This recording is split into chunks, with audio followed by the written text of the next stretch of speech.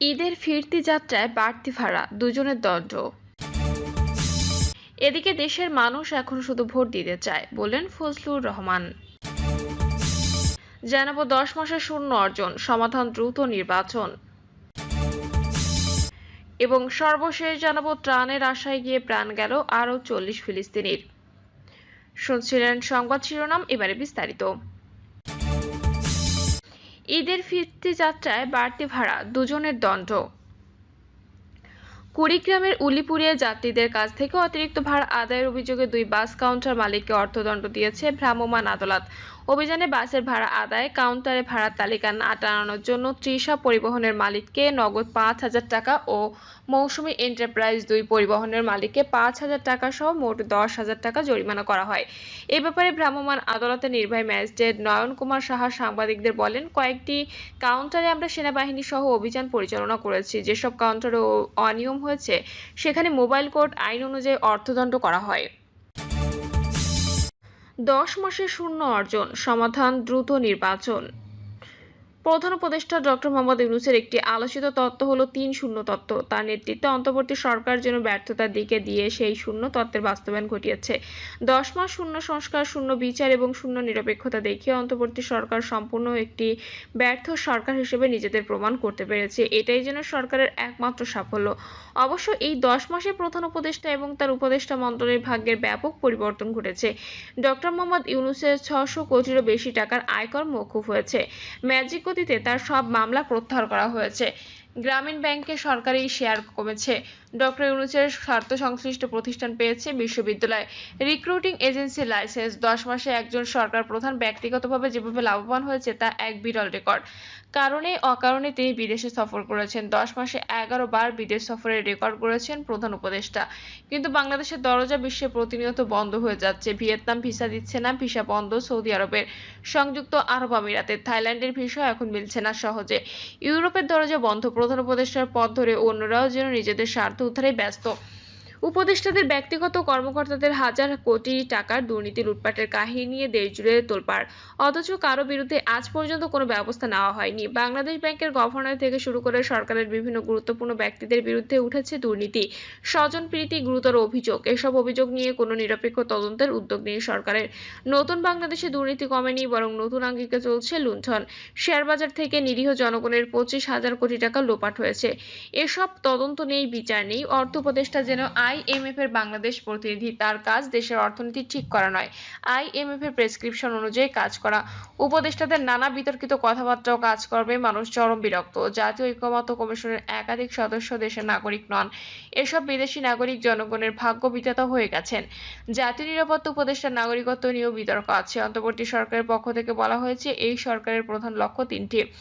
একটি হলো জুলাই গণহত্যার বিচার, দ্বিতীয় হলো সংস্কার এবং তৃতীয় হলো নির্বাচন। কিন্তু 10 মাসে বিচারের কোনো দৃশ্যমান অগ্রগতি আমরা লক্ষ্য করিনি। শেখ হাসিনা সহ জুলাই হত্যাকাণ্ডের বিচার শেষ পর্যন্ত হবে কিনা তা নিয়ে সংশয় বাড়ছে। বিচারের নামে হচ্ছে প্রহসন।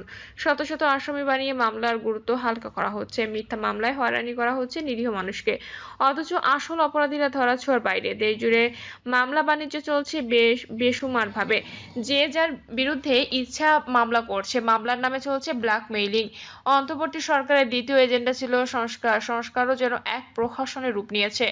অন্তর্বর্তী সরকার বেশ কিছু সংস্কার কমিশন গঠন করেছিল, কিন্তু অধিকাংশ সংস্কার কমিশনই মতলবী এবং বিশ্বের স্বার্থ উদ্ধারের জন্য গঠিত হয়েছিল। গণমাধ্যম সংস্কার কমিশনের কথাই ধরা যাক না কেন, এই সংস্কার কমিশন গঠিত হয়েছিল একটি বিশেষ গোষ্ঠীর কথা মাথায় রেখে।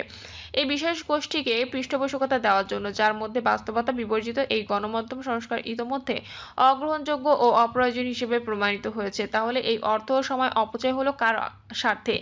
রাষ্ট্র সংস্কার এখন পক্ষপাতদুষ্ট। অন্তর্বর্তী সরকার যেন একটি বিশেষ রাজনৈতিক দলকে আরো নির্দিষ্ট করে বললে জাতীয় নাগরিক পার্টিকে পৃষ্ঠপোষকতার জন্যই এই রাষ্ট্র সংস্কার নাটক সাজিয়েছে। সবাই জানে সংবিধান সংশোধনের এখতিয়ার একমাত্র জাতীয় সংসদের, কিন্তু নতুন সংবিধান, গণপরিষদ ইত্যাদি বিতর্ক তুলে সময় ক্ষেপণ করা হচ্ছে। সংস্কারে পরিকল্পিত অরুচি সৃষ্টি করা হচ্ছে জনগণের। ডক্টর মোহাম্মদ ইউনূস দায়িত্ব গ্রহণ করে নিজেই বলেছিলেন ছাত্ররা হলেন তার নিয়োগকর্তা। গত 10 মাসে তিনি শুধু নিয়োগকর্তার কথাই শুনেছেন, শুনেছেন, জনগণের প্রত্যাশার কথা শোনেননি। ফলে এই সরকার তার নিরপেক্ষতা পুরোপুরিভাবে খুইয়ে ফেলেছে। অন্তর্বর্তী সরকার এনসিপির পৃষ্ঠপোষক একটি সরকার হিসেবে প্রতিষ্ঠিত হচ্ছে। এনসিপি যেভাবে চলছে সেভাবে সবকিছু হচ্ছে। ফলে বৃহত্তর জনগোষ্ঠীর আকাঙ্ক্ষার সঙ্গে ক্ষুদ্র জনগোষ্ঠীর স্বার্থের সংঘাত অনিবার্য হয়ে উঠেছে। রাষ্ট্র সংস্কারও মুখ থুবড়ে পড়েছে। নারী সংস্কার নিয়ে ইতিমধ্যে গোটা দেশকে বিরক্ত করা হয়েছে। মানুষের ধর্ম অনুভূতিতে আঘাত দেওয়া হয়েছে, অর্থাৎ কোনো সংস্কারই দৃশ্যমান নয়।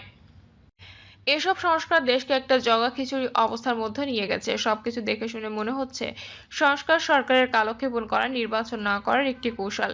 এবার আসা যাক নির্বাচন প্রসঙ্গে। নির্বাচন নিয়ে অন্তর্বর্তী সরকার স্পষ্টতই কালক্ষেপণ করছে। অতীতের সব তত্ত্বাবধায়ক সরকার 90 দিনের মধ্যে অবাধ, সুষ্ঠু ও নিরপেক্ষ নির্বাচন করেছে।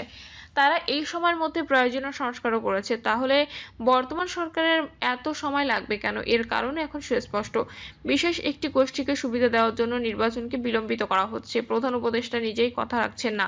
তিনি বলেছিলেন নির্বাচন হবে ডিসেম্বরের মধ্যে, পরবর্তীতে তিনি ডিসেম্বর থেকে জুনের মধ্যে নির্বাচন হবে বলে ঘোষণা করেছেন। তিনি বলেছিলেন সংস্কার সম্পন্ন হলে জুলাই সনদ তৈরি হবে এবং সেই জুলাই সনদ চূড়ান্ত হওয়ার পর নির্বাচন হবে।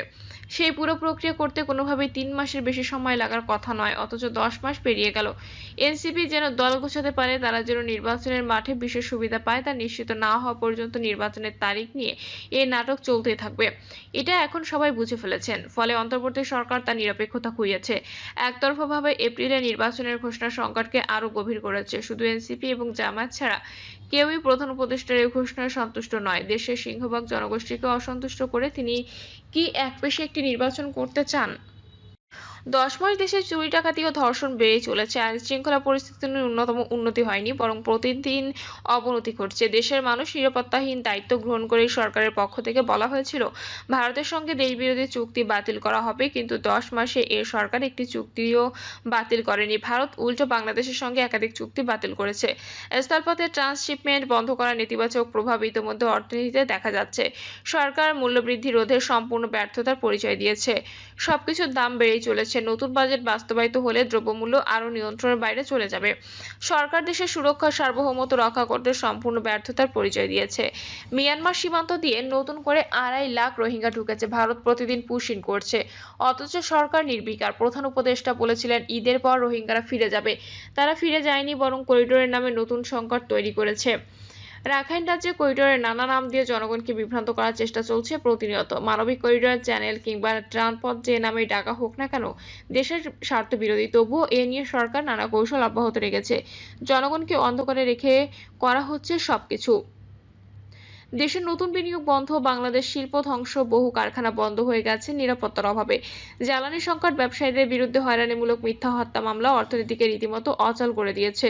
দেশের অর্থনীতির লাইফলাইন হলো বৃহৎ শিল্প প্রতিষ্ঠান। অধিকাংশ বড় শিল্প গ্রুপগুলোর ব্যাংক হিসাব জব্দ করে তাদের দুদক দিয়ে হয়রানি করা হচ্ছে। বিদেশি বিনিয়োগের নামে কোটি টাকার বিনিয়োগ, সম্মেলনের ফলাফল শূন্য। প্রিয় দর্শক, এই ছিল এখনকার সর্বশেষ সংবাদ আপডেট। সব সংবাদ পেতে চ্যানেলটি সাবস্ক্রাইব করে বেল আইকনটি ক্লিক করে রাখুন। দেশের মানুষ এখন শুধু ভোট দিতে চায়, বললেন ফজলুর রহমান। বিএনপি চেয়ারপারসন উপদেষ্টা বীর মুক্তিযোদ্ধা অ্যাডভোকেট মোহাম্মদ ফজলুর রহমান বলেছেন, এখন শুধু বাংলাদেশের মানুষ একটা ভোট দিতে চায়। মানুষ 14 সনে এমপি ভোট দিতে পারেনি। আওয়ামী লীগ নিজেদের ভোট নিজেরা দিয়েছে, সেই কন্টেস্ট করেনি। মোহাম্মদ ফজলুর রহমান বলেন, 18 সনে শেখ হাসিনা তার বাপের নামে শপথ করে বলেছিলেন ফেয়ার ইলেকশন দেব, কিন্তু ইলেকশনের দিন দেখা গেল উনি দিনের ভোট আগে রাতেই করে ফেলেছেন। নিশিরাতের এমপি বানিয়েছেন তিনি। আর 24 সনে আমি আর ডামির ইলেকশন হলো। অন্তর্বর্তী সরকারকে উদ্দেশ্য করে তিনি বলেন, আগামী শুক্রবার লন্ডনে ইউনূস সাহেব আমাদের নেতা তারেক রহমানের সঙ্গে কথা বলবেন। আমি আশা করব ইউনূস সাহেব সৎভাবে সত্যপভাবে কথা বলবেন আমাদের নেতাদের সঙ্গে। আমি জানি আমাদের নেতা তারেক রহমানের সেই অভিজ্ঞতা ও যোগ্যতা আছে। বাংলাদেশ চালানোর মতো সমস্ত ক্ষমতা তার আছে। আমি আশা করব তারেক রহমান সাহেবের সঙ্গে আলোচনার মধ্য দিয়ে এই দেশকে আপনার রক্ষা করবেন। আর আন্দোলন করতে চায় না ইউনূস সাহেব। বিএনপির এই নেতা বলেন, আমি রাজাকার বিরোধী। এর জন্য যদি আমাকে কেউ পছন্দ না করে আমাকে ভোট দিয়েন না। আমি ভোট চাই না। আমি রাজাকার আলবদরের বিরুদ্ধে।